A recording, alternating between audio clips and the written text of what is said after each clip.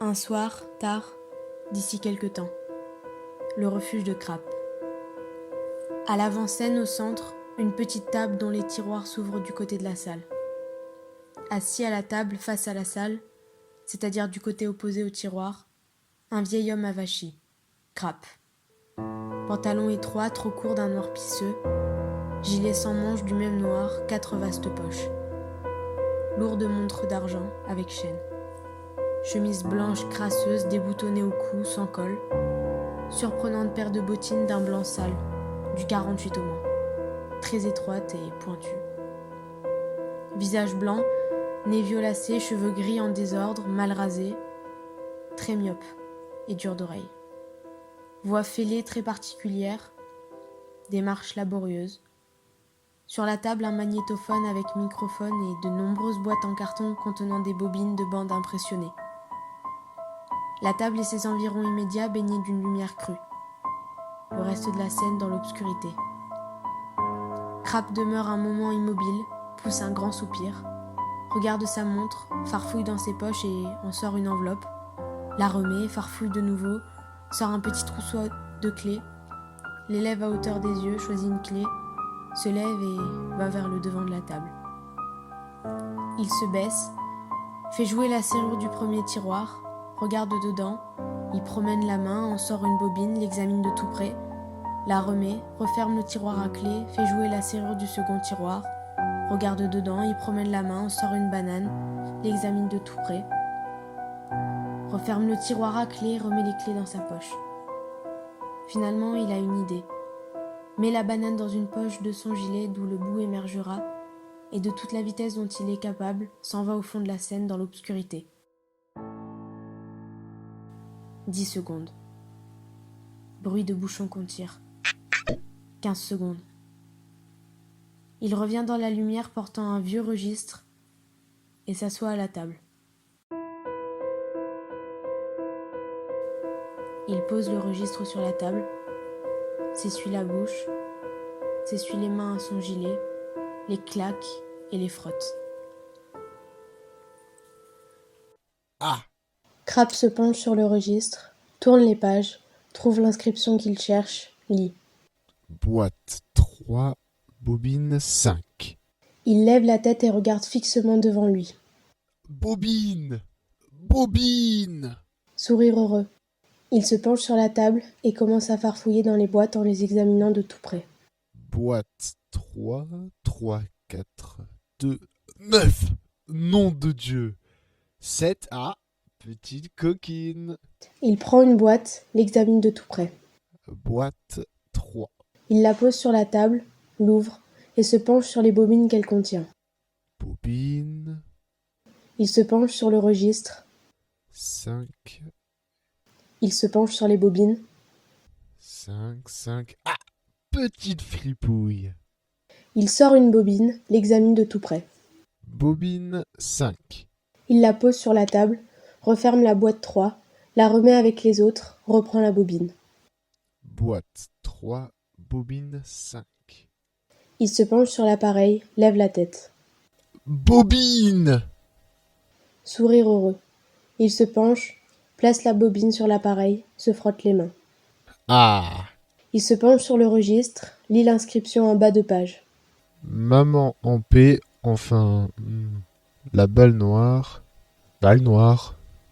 Il se penche de nouveau sur le registre, lit.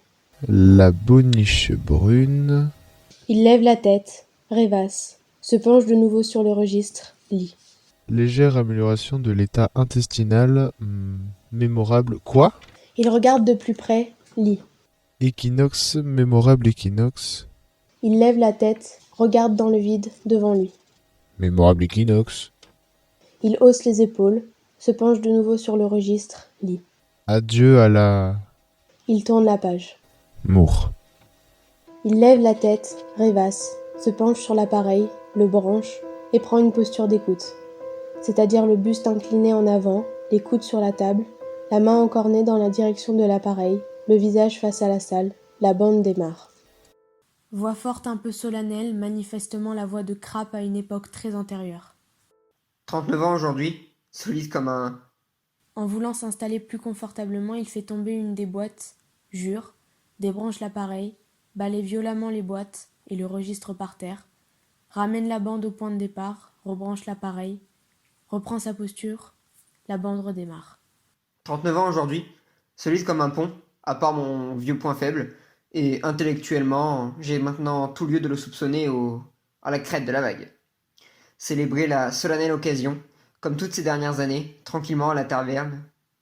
Personne. Rester assis devant le feu, les yeux fermés, à séparer le grain de la balle, jeter quelques notes sur le dos d'une enveloppe. Heureux d'être de retour dans ma piole, mes vieilles fringues. Viens de manger. J'ai le regret de le dire, 3 bananes, et ne m'en suis abstenu d'une 4e qu'avec peine. Du poison pour un homme dans mon état. À éliminer. Le nouvel éclairage au-dessus de ma table est une grande amélioration. Avec toute cette obscurité autour de moi, je me sens moins seul, en un sens. J'aime à me lever pour y aller faire un tour, puis revenir ici, à moi. Crap. Extraordinaire silence ce soir. Je tends l'oreille, il n'entend pas un souffle. La vieille Miss Maglone chante toujours à cette heure-ci. Mais pas ce soir. Des chansons du temps où elle était jeune fille, dit-elle. Difficile de l'imaginer jeune fille. Merveilleuse vieille, cependant. Est-ce que je chanterai quand j'aurai son âge? Si jamais j'ai son âge? Non. Est-ce que je chantais quand j'étais jeune garçon? Non. Est-ce que j'ai jamais chanté? Non. Viens juste d'écouter une vieille année, des passages au hasard. Je n'ai pas vérifié dans le livre. Mais ça doit nous ramener à 10 ou 12 ans en arrière, au moins. Je crois qu'à ce moment-là, je vivais encore avec Bianca. Enfin, par un coup. C'était sans espoir. Pas grand-chose sur elle, à part un homme à ses yeux. Je les ai revus tout à coup, incomparables. Enfin, sinistres, ces exhumations. Mais je les trouve souvent Crabbe débranche l'appareil, rêvasse, rebranche l'appareil. utiles avant de me lancer dans un nouveau retour en arrière. Que reste-t-il de toute cette misère? Une fille dans un vieux manteau vert, sur un quai de gare? Non? Quand je regarde, Crabbe débranche l'appareil, rêvasse, regarde sa montre, se lève et s'en va au fond de la scène dans l'obscurité. 10 secondes. Bruit de bouchon qu'on tire. 10 secondes. Second bouchon. 10 secondes. Troisième bouchon. Il revient dans la lumière, s'assoit, s'essuie la bouche, rebranche l'appareil, reprend sa posture d'écoute. La bande reprend. en arrière vers l'année écoulée, avec, peut-être, je l'espère, quelque chose de mon vieux regard à venir. Il y a, naturellement, la maison du canal, où maman s'éteignait dans l'automne finissant, après une longue vie du thé. Crabbe sursaute. Et le... Crabbe débranche l'appareil, ramène la bande un peu en arrière, approche l'oreille de l'appareil, le rebranche. s'éteignait dans l'automne finissant, après une longue vie du thé. Et le... Crabbe débranche l'appareil, lève la tête, regarde dans le vide devant lui. Ses lèvres remuent sans bruit en formant les syllabes de viduité. Il se lève, s'en va au fond de la scène dans l'obscurité, revient avec un énorme dictionnaire, s'assoit, le pose sur la table et cherche le mot.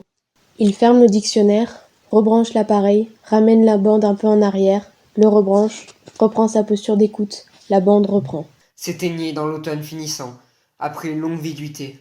Et le banc près du bief d'où je pouvais voir sa vitre. Je restais là, assis dans le vent cinglant, souhaitant qu'elle en finisse. Je me rappelle surtout une jeune beauté brune, toute blancheur et amidon, une poitrine incomparable, qui poussait un grand landau à capote noire, d'un funèbre. Chaque fois que je regardais dans sa direction, elle avait les yeux sur moi. Et pourtant, quand j'ai eu la hardiesse de lui adresser la parole, sans avoir été présenté, elle a menacé d'appeler un agent, comme si j'en voulais à sa vertu. Le visage qu'elle avait, les yeux comme des chrysolites. Enfin, j'étais là quand... Crabbe débranche l'appareil, rêvasse, rebranche l'appareil. Enfin... Spirituellement, une année on ne peut plus noire et pauvre jusqu'à cette mémorable nuit de mars, au bout de la jetée. Dans la rafale, je n'oublierai jamais, où tout m'est devenu clair. La vision, enfin... Voilà, j'imagine ce que j'ai surtout à enregistrer ce soir, en prévision du jour où mon labeur sera éteint, et où je n'aurai peut-être plus aucun souvenir, ni bon ni mauvais, du miracle du feu qui l'avait embrasé. Crabbe débranche impatiemment l'appareil, fait avancer la bande, rebranche l'appareil. Passé minuit, jamais entendu pareil silence. La terre pourrait être inhabitée. Ici je termine.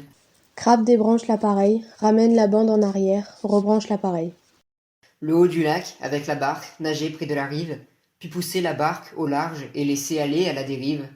Elle était couchée sur les planches du fond, les mains sous la tête et les yeux fermés. Crabe débranche l'appareil, rêvasse. Finalement, il farfouille dans ses poches, rencontre la banane, la sort, l'examine de tout près, la remet, farfouille de nouveau, sort l'enveloppe, farfouille de nouveau, remet l'enveloppe, regarde sa montre, se lève et s'en va au fond de la Seine, dans l'obscurité. 10 secondes. Bruit de bouteille contre du verre. Puis, bref, bruit de liquide que l'on verse d'une bouteille. 10 secondes. De nouveau la bouteille contre le verre, sans plus. 10 secondes. Il revient d'un pas mal assuré dans la lumière, va vers le devant de la table, sort ses clés, les élève à la hauteur des yeux, choisit une clé, fait jouer la serrure du premier tiroir, regarde dedans, y promène la main, en sort une bobine, l'examine de tout près, referme le tiroir à clé, remet les clés dans sa poche, va s'asseoir, enlève la bobine de l'appareil, la pose sur le dictionnaire, place la bobine vierge sur l'appareil, sort l'enveloppe de sa poche, en consulte l'envers, la pose sur la table, rêvasse, branche l'appareil, s'éclaircit la gorge et commence à enregistrer. Rêvasse, se rend compte qu'il est en train d'enregistrer le silence, débranche l'appareil, rêvasse. Se rend compte que l'appareil n'est pas branché, le rebranche. Rêvasse, puis semble se souvenir de quelque chose.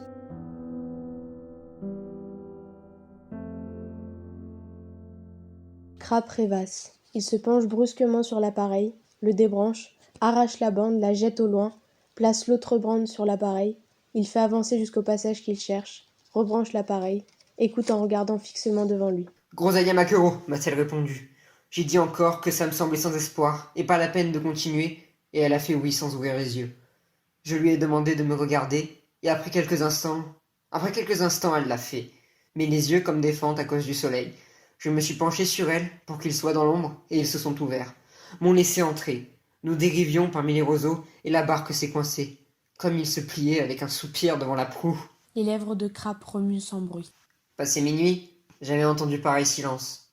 La terre pourrait être inhabitée, et si je termine cette bande. Boîte 3, bobine 5. Peut-être que mes meilleures années sont passées, quand il y avait encore une chance de bonheur, mais je n'en voudrais plus. Plus maintenant que j'ai ce feu en moi. Non, je n'en voudrais plus. Crabe demeure immobile, regardant dans le vide devant lui. La bande continue de se dérouler en silence.